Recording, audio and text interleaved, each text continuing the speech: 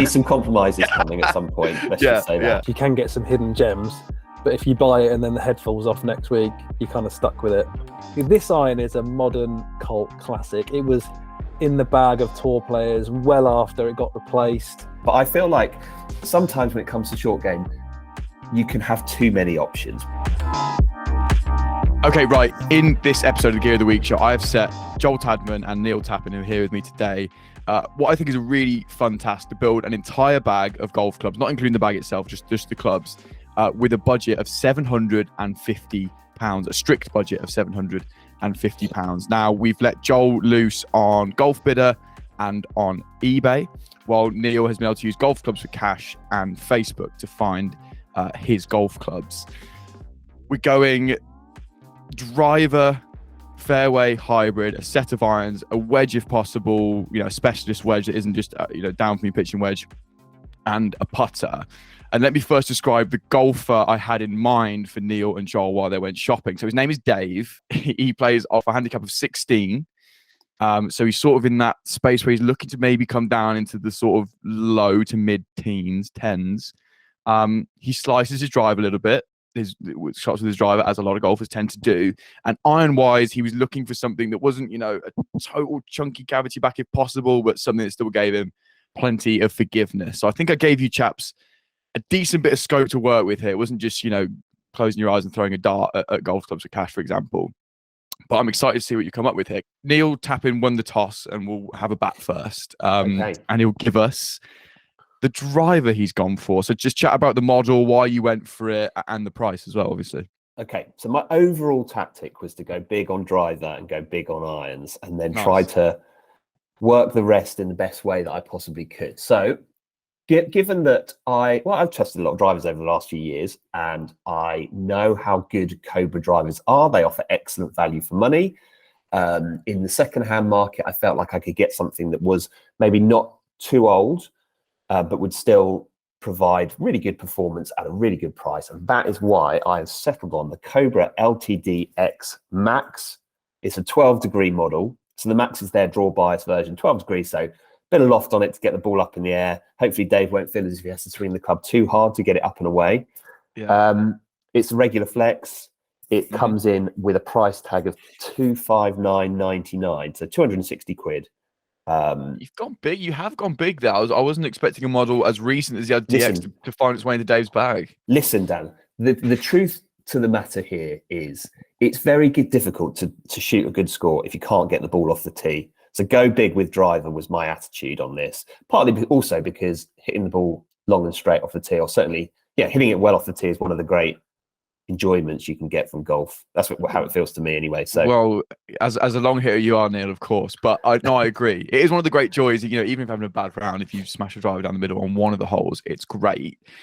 Let us know what you think about that down in the comments. Would you be going big for the driver if you were sort of, in the used market? I like it though. I like it a lot. And a modern club will look great. You don't feel like you're 10 years behind the technology cycle. But £260 already off your $750 budget. We'll see how we play with that later. You're going to see some compromises coming at some point. Let's just say that. Yeah. Joel, your driver, please. Same tactic as Neil, or a little bit of a different tack? Slightly different tack. Yeah, I think Neil's obviously gone big with the driver. His driver is more expensive than my irons that I've chosen. So I've spread it out a little bit. But my driver is my second most expensive purchase. And I've gone a bit further back to 2015. This is the TaylorMade R15, and it's the one which had the two 12.5 gram weights that you could split independently. Ooh. And I absolutely love this driver. So it originally came in white, so it had the white crown with the black face, really easy to align. But I've chosen the one in black because obviously when you're buying a used white driver, it shows a lot of scuff mark. It doesn't look very good. Agreed. What I remember about this was it being just really easy to hit, maybe because it came after the SLDR, which wasn't a very driver that wasn't very easy to hit. But in comparison to SLDR, it's a lot more playable. And I just love that split weight system. I think it's really versatile for different golfers. You can move the right to the heel and toe to give you maximum forgiveness. You could have one in the heel and one in the middle for a bit of speed and draw bias. A lot of different configurations you could implement with that driver, and it was pretty long and pretty straight. So that was from Golf Bidder in black. with a speeder shaft in it, £120, which I thought was very good value. Wow. What sort of That seems condition like- was it in, Joel? Average. Well loved. Average to poor, yeah. It's definitely well loved. Yeah, it's seen a few scuffs, I think. Okay, interesting. Two very cool drivers there, I think, and nice to go back into the annals of history. 2015 wasn't actually that long ago, but it feels it, doesn't it? Fairway Wood, Neil Tappin. So I went to Facebook Marketplace for this one. Not too far away from where I live, so I wouldn't be spending an awful lot of money on petrol either. So that's a bonus. Good. I didn't tell you where Dave lived, to be fair, but I think we're getting too into it. No, Dave lives next door to me, Dan. Great, yeah. And I went for a Fairway Wood. Even though it's a few years old, you still see them. I think you might even still see them out on tour, and that's the TaylorMade M2. Really good just Fairway roasted, Wood. Hasn't it, in the bag, or was that the driver? Yeah. I can't remember. One of those product ranges that has stood the test of time, and clearly it was a really, really good performing product from TaylorMade. Their second generation carbon composite crown that they went for with the white chalk at the start and the carbon look at the back, which I think looked really smart. And interestingly, not just because this was the option that was available to me, but because I thought that this was a good idea. It's a 5-wood. So I was going to ask, loft-wise, where would we go? I think that's an interesting decision. So my theory on this is that for too many golfers, 3-woods become a bit of bag furniture, something that people look at in the bag and they think, I don't fancy that. I know from my experience, when I lofted my Fairway Wood up a bit, I suddenly was able to hit it. And I thought to myself, that's better. And I think that the bit more loft, bit more playable. This one was in really good nick, actually, surprisingly good nick, given how old it was. Regular shaft, 5-wood, 85 quid, deal done. Nice. Thank you very much. How did you find, Neil, and I guess Joel, looking at eBay, you obviously get a slightly more structured system with the websites like GolfBidder and Golf Clubs and Cash. Do you perhaps run more of a risk going on Facebook or eBay, depending on who you're getting it from? Or, on the flip side, is there maybe a better deal to be had there coming from a private seller somewhere? I think it's all just down to having a bit of time to do a bit of research. Yes, I think broadly speaking, you're probably right. If you know what you're after, then certainly checking to see if there's something on Facebook Marketplace is no bad idea. As you say, though, something like Golf Clubs and Cash, Golf Bidder, they provide that structure so that you feel like, okay, this has been priced in comparison to everything else that they've got on the site, and it kind of makes sense. Whereas with something like Facebook Marketplace, it's the price the seller wants to set for it, and so you have to decide in your own mind whether that's good value for money. For this one, I felt as if 85 quid for this Fairway Wood was a pretty good price given the condition of it. I think it's risk reward, isn't it? Obviously, with Golf Bidder and things like that, you get a bit of a guarantee when you buy a club. Whereas if you buy a club on Facebook Marketplace, you can get some hidden gems. But if you buy it and then the head falls off next week, you're kind of stuck with it, and there's nothing you can do about it. So it's risk reward, but you can get some really good prices on those sorts of sites. Agree, risk reward. I've done it with furniture before. I know we're not a furniture magazine, but a couple of gems of pieces of furniture I've got a Facebook Marketplace. Okay, so an M2 Fairway, 5-wood for Neil Tappin's bag there, £85. I like it a lot. Joel, how can you follow that one? Oh, easily. I'm throwing it way back, Dan. Back to my university days at Royal Eastbourne Golf Club, and I remember picking this one up in the. Pro shops have like a bargain bag full of old clubs, right? And I found this Callaway X Fairway Wood from 2006. Wow. And this thing was an absolute rocket ship. What I liked about it was it's quite a compact head, so it's kind of short from front to back, got quite a deep face, so it was really good off the tee. And I used it a lot off the tee when I was playing back in the university. And it came with a really good shaft in it. And the one I've found is 15 degrees of loft. It's actually in pretty good nick. It's got some minor scuffs in the toe on this particular one, but for £36, it's an absolute game changer. And Dave's going to be really, really pleased with it. Although his driver probably won't misbehave because I've found him such a good driver. But if it just does in case misbehave, he'll be really pleased with this Callaway X Fairway that I found. I think it's going to be a versatile option for him. If he's playing on the dry links of Royal Eastbourne, he wants to scuttle a low Fairway Wood down somewhere. The Callaway X comes into play there. Can I just comment here? I think Joel has fallen into quite an age-old trap here of of taking a little trip down memory lane and reminding himself of a club from yesteryear that performed really well. I suspect if you put that Fairway Wood down next to one of Callaway's current range of Fairway Woods, you'd probably look at it and go, blimey, that looks a bit scary to hit. I'm not sure I fancy this. Do you really want that, Dave, to have that in his hands, Joel? How do you feel about that? I get what you're saying. It's definitely smaller than the modern day Fairway Wood, but I think it's got a lot of forgiveness packed into it for a small head, and it's got a lot of workability. I don't know if you know this, Tappers, but Dave likes to shake the ball quite a lot. This is going to help him do that. So yeah. Dave just text Joel saying, "Listen, mate, just worked out to shake the ball both ways. All of a sudden, find with a Fairway that does that." Okay, so next up in the bag, we're going to have a hybrid of some sort. So Neil, what have you gone for? Especially considering we've got a 5 wood in the bag already, an 18-degree 5 wood. What have you gone for? I've just remembered that I've had a bit of a go at Joel there for heading down memory lane, and I'm about to do the same thing. That's also join the slip road on the memory lane. So I had for many years, the first hybrid I had in the bag was a hybrid that I kept for quite a few years because it was a bit of a lifesaver for me. It was a sort of go-to off the tee when I wasn't very confident. I could hit it out of the rough, and I sort of always look back on it very fondly. And that's the Mizuno. It was a Mizuno CLK. I can't remember which year this one, but it's not recent. This one, it comes in.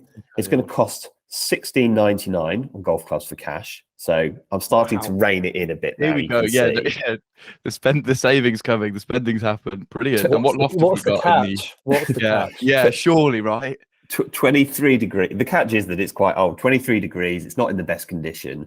I've thought about Dave's gapping there. So 5 wood into a 23-degree hybrid feels like a sensible approach, especially as my irons start at a 5 iron. So giving Dave all the tools he needs to succeed, hopefully at both ends of the bag. And I just know from user experience, personal experience, this is easy to hit. And is a very, very good hybrid indeed. So $16.99 for a golf club. Love it. This is what I wanted to do. I love finding little gems like this. You don't have to spend massive. And also, Dan, if you decide to invest heavily in certain areas and then less in other areas, then those other areas at some point in the future you may wish to upgrade. You're probably going to want to upgrade some of your stuff at some point, but it feels like that's a possible area for upgrade in the future, not too distant future. It hasn't cost you a fortune. Exactly. There will be people watching now who don't want to upgrade their whole bag with used clubs right now, but are going to be looking at a section we're chatting about today. And maybe if I just need a new hybrid for the year, but I don't want to spend loads of money, there is a $16.99 option out there if you want to take it up. Wonderful. Joel, hybrid, can you beat $16.99 on the price point, or have you gone a bit higher for this one? No, I think it would be remiss of me for not to allow Dave to experience this particular brand with a hybrid. It's one of the most famous hybrid brands that's been out there. It's obviously Adams Golf, who made some great hybrid down the years, and one of them was the Pro hybrid, which, if you remember, it was the one that had the channel in the top of the crown near the face to help with kind of flexing and ball speed. So had an unusual look to it, but obviously had that traditional Adams shape to it, which we all like, the really square face with the high toe. Performed really well, and I'll be honest, I haven't massively thought about Dave's gapping here. I've gone from a 15-degree fairway wood to a 24-degree hybrid. So it's quite a big gap there. So what if he's got, you might have something, 109 but he's a master yard par 3. He's a master shaper of the ball, so presumably he's very good at taking a bit off the. Exactly, and he's able to knock this down a bit.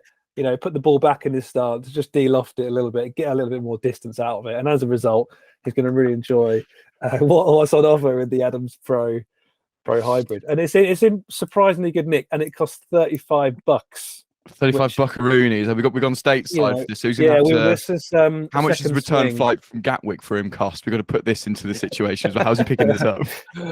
I don't know. I went global with my reach. No, we've got global viewership, Joel. So good stuff. Exactly. And so $35. What's that? About £25. Been pretty generous on the exchange rate, I think. Yeah. I've also gone back to the year 2002.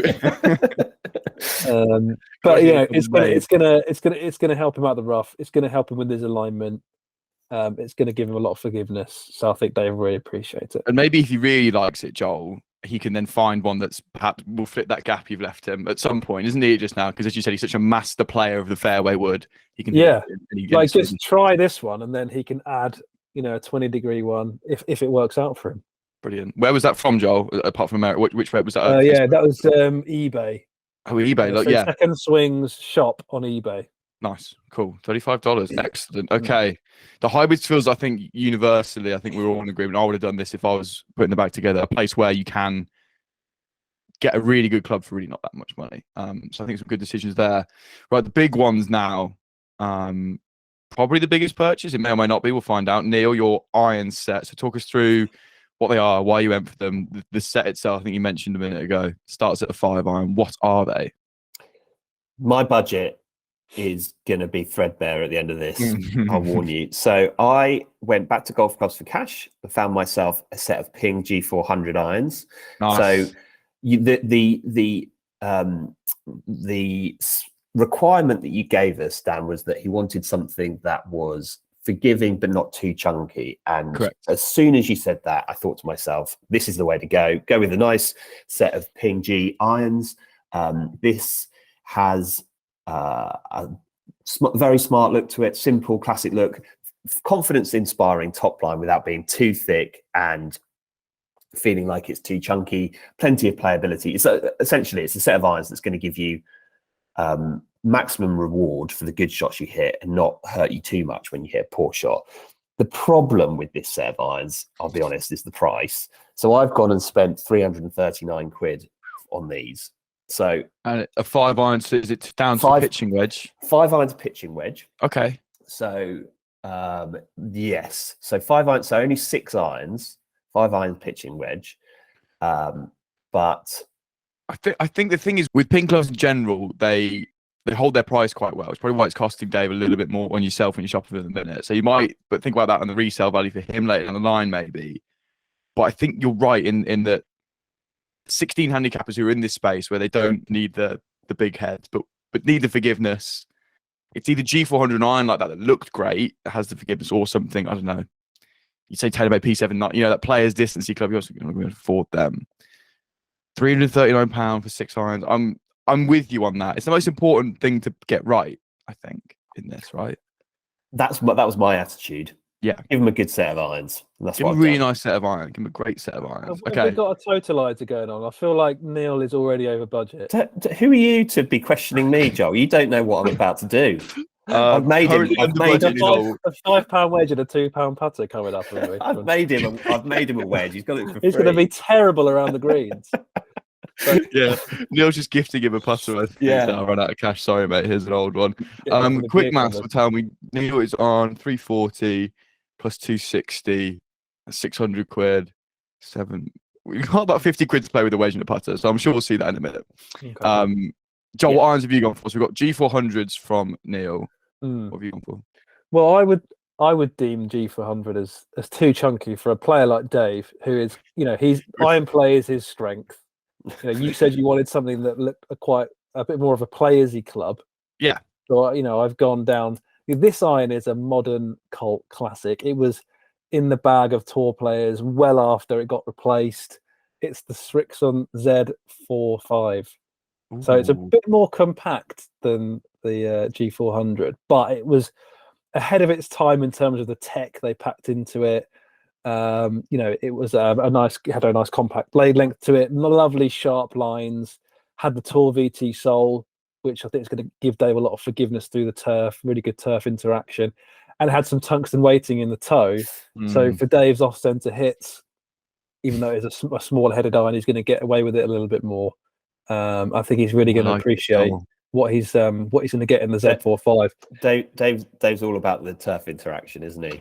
Absolutely, massively. And so this is these are quite traditional in loft, so this is going to help him transition from his 24-degree hybrid into a 5 to pitching wedge I found on Golf Bidder for £246. £246, quite. This is nearly £100. Better off than Neil's offering. So my version of Dave, Joel, is going to hit the ball further than your version of Dave. Do we think? Dave's Yeah, going to flight the ball better, perhaps. You know, you're going to have buttery soft 7-irons coming into my version of Dave is going to be the ultimate shot maker. He's going to be hitting high draws, low fades, low high, into wind. Your Dave is very one-dimensional, whereas my Dave can adapt to different conditions. He'll have to. He'll have to learn how to do it if he can't do it already. Wonderful. Two different, but that's what we like to see. But a debate, two different iron options for someone in that space, and a lot of golfers are in that space, I think, when it comes to getting themselves a new set of irons. Okay, we're looking forward to Neil's. So, wedge was a tricky one. I put it in the sort of brief for this because of what's happened here, and you both got a set down to pitching wedge. So we need at least a sand wedge. And again, you can add wedges later, so we're not going to worry about lob wedges or having 3 wedges in the bag for now. And unless you've gone for them with your incredibly tight budget left, Neil, I'll be very surprised. Pick them up at a garage, a car boot sale. What's the wedge you've gone for? Loft, brand, price? Okay. Right, here is where I need to make a confession. All right. Okay, no, it's a safe space. I've gone over budget. All right, I've said it. Don't hate me for it. I think Joel, we both saw it coming. I have gone over budget, but only by £10. And my theory is that Dave is going to win the twos competition at the club, and therefore he's going to recoup that tenner pretty quickly. So there we go. Mark me down for that if you will, but there we are. So for wedge, again, I went back to Facebook Marketplace and I found a Callaway Jaws wedge, 58 degrees, for 50 quid. And this was in not bad nick. I mean, it's been used, and and any kind of used wedge is going to have the face of that wedge sandblasted effectively, is not going to spin as much. That's the compromise you're going to have to make. I felt as if offering something that has enough loft and playability to be able to hit out of bunkers was the key. I didn't have many golf clubs to play with at the bottom end, so I presume Joel was going to be able to kit Dave out with about 15 wedges, given that he saved so much money elsewhere, whereas my version of Dave only has the one option. But I feel like sometimes when it comes to short game, you can have too many options. My attitude was, Dave, get good with the 58 degree and then build it from there. And all we got to do, I think, with buying used wedges is really look at the condition, appreciate, as you said, Neil, it's not going to be in great nick. It's a used wedge. It's going to be a bit, maybe get your grooves, sharpen the grooves yourself, pop a new grip on it. That's the best you're going to get from it. We're spending more money for Dave already, but I like that. A very new, modern, good performing wedge for Dave there. And maybe he'd like to chip with his pitching wedge anyway, Neil. Keep it nice and low. Exactly. He's got 2 options, a low option and a high option. Great. I do worry for Dave transitioning from his 44-degree pitching wedge into the 58-degree sand wedge on those 110-yard shots. Good spot, Joel. Nothing gets past Joel. Well, Tappers prepare for 3 Vokies to come from. Yeah, here we go. Now. Go on, what wedges you got? Well, which is why I have saved a bit of money, because prioritizing the short game, very important for Dave to be able to get up and down and hit a few different shots. Obviously, Neil's version of Dave is very one-dimensional around the greens. If he needs to flight something a bit lower, or he's got that gap that he needs to fill, I'm going to be able to do that for him. So transitioning from my traditionally lofted Strixon Z745 pitching wedge into a Ping Tor Gorge 50-degree wedge from 2012, which is just £30. Yeah. And I remember playing this when I was younger.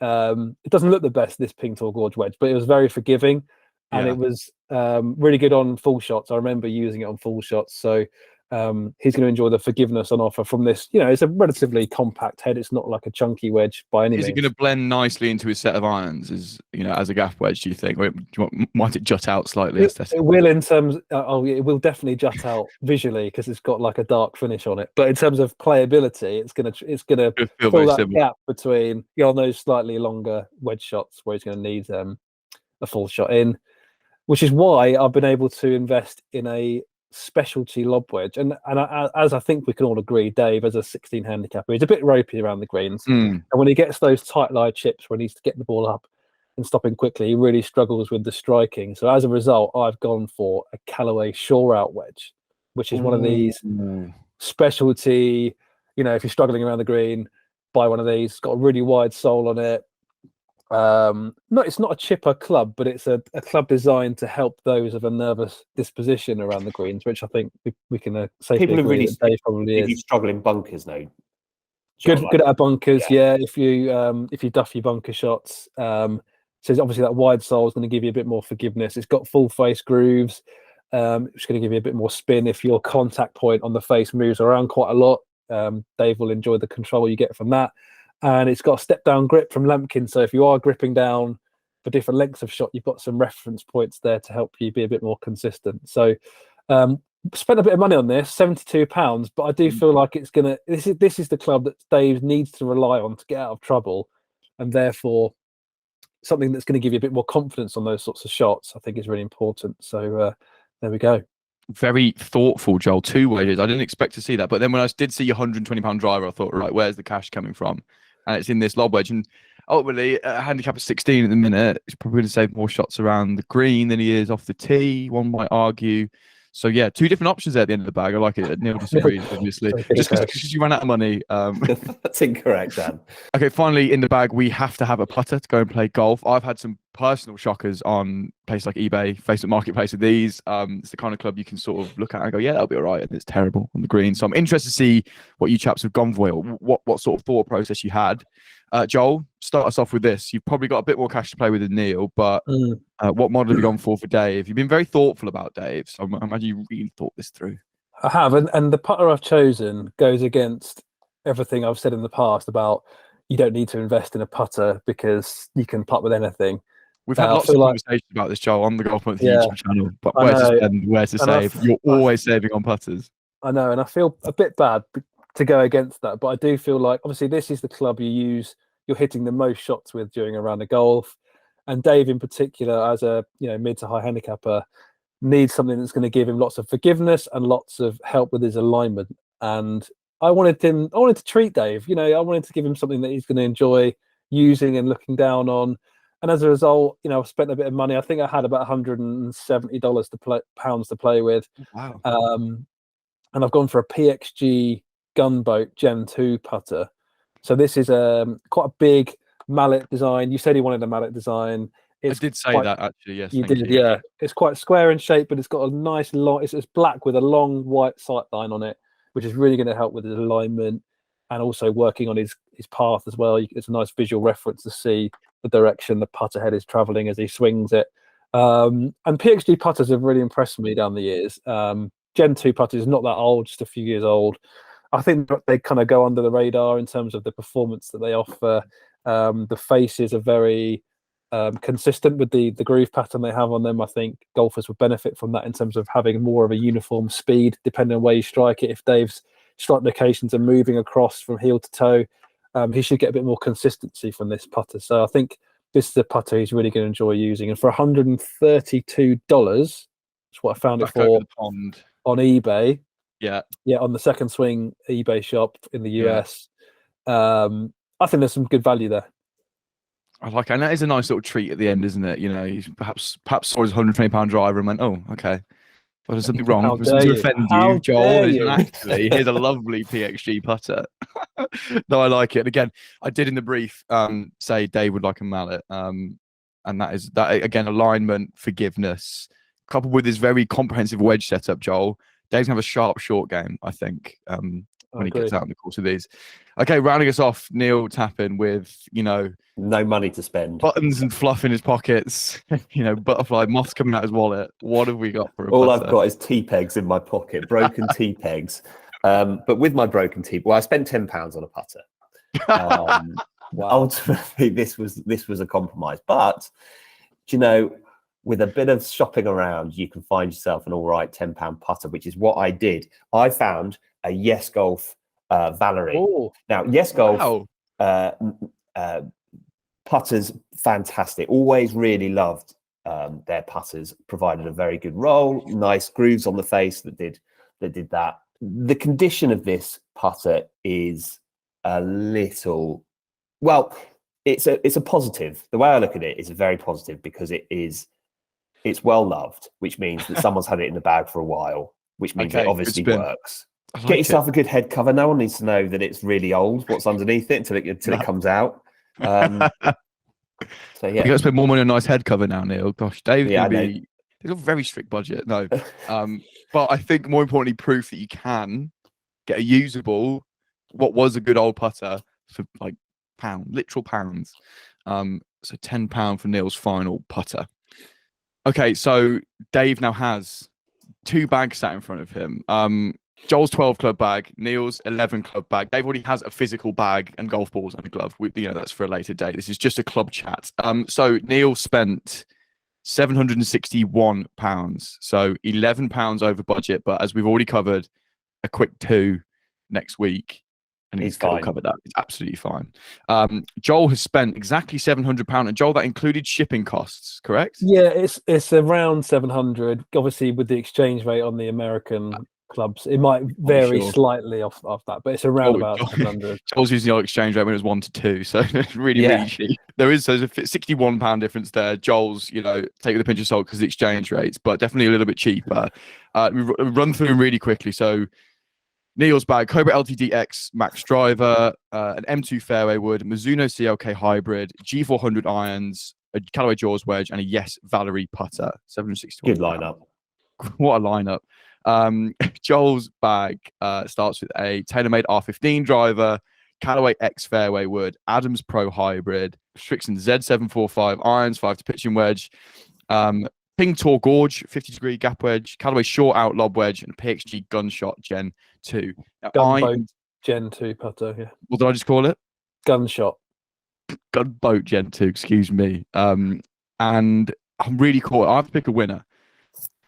But before I say what winner I'm going to go for, let us know down in the comments which bag would you go for. Would you go for Joel's bag, or would you go for Neil's bag? Would you go half and half? Would you pick some options out and make your own out of that? And have you used any of these golf clubs before? Can you vouch for any of these shouts by Neil and Joel? Because I know, Joel, you went a bit down memory lane, nostalgia corner. So you have used some. Neil, you've used a couple, but we'd love to hear if you've used any. Or if there's any absolute gems you found from, used golf club shops or Facebook or eBay that you've loved, some absolute gems. Let us know down in the comments which bag you would go for and any of that. I'm really struggling because your bags, his bags are 2 halves. Joel's bottom of the bag, irons down, is perfect for me. I think it's a really thoughtful setup, Joel. However, I can't deal with that fairwood or that driver. I don't want either of those in my bag. I would love. The driver is immense. You're missing out. I don't even know what it is, to be fair. It was. I can't remember it, annoyingly. I remember R11 and M2, but not in the middle. However, I can't then go for the top of Neil's bag because he spent 260 quid on the driver, so I'd be well out of budget. Well, no, you're not. You're not, though. I've reined it back in at the end. But I don't want the bottom of your bag because the gapping is makes no sense. Poor old Dave is going to have a shot about 100 yards in and go, right, do I want my pitching wedge that goes 130 or my 58 degree that goes 80? What's he going to do? And I can't deal with that putter. So ultimately, I'm going to have to give it to Joel Tadman. Sorry, Neil. I'm very sorry. But I think you had a moment with the gapping, a real issue with the gapping. But to be fair, Joel's gapping at the top is also terrible. I think you both had poor moments. Dan, can I just say you've made a terrible error there. That is a mistake. You've let yourself down. You've let Dave down. Yeah, and you've let Dave down. I've let Dave down. More, it's spite, Neil, for you giving me quiz questions I keep getting wrong every week. But we would love to hear, do you agree with me, or do you think Neil should rightly be aggrieved with the fact I've overlooked his bag, his over budget? It wasn't a problem, the over budget, to be fair. It's 2 bags of 2 halves, quite frankly. But we would love to hear what you think. But that was really enjoyable, chaps. Did you enjoy the process of scouting through the internet, again, going down memory lane, think about these great old clubs that are still great if you find them in good condition? Did you enjoy this process? Yeah, 100%. And there's so many things that you think about when you're buying used clubs. The quality of it, the reputation of the site. There's all these different things you need to think about when choosing a club. But you can find some absolute classics that, if they're in good condition, will serve you more than well in your bag versus kind of newer stuff, which obviously is very expensive. Yeah, Neil, I know you lost, but I'm a bit. I'm really, actually, and I can't quite speak. Yeah, it's about the tactics. I got the tactics right, but what can you do if the person hosting the quiz doesn't appreciate that? I mean, what am I supposed to say? Don't spend £10 on the putter. That's where we should probably end that one. Again, let us know down in the comments which bag you would go for. It could be polarizing. We'll see. I hope you enjoyed this episode of the Gear of the Week show. Joel, thank you very much. Neil, thank you very much. We'll see you next time.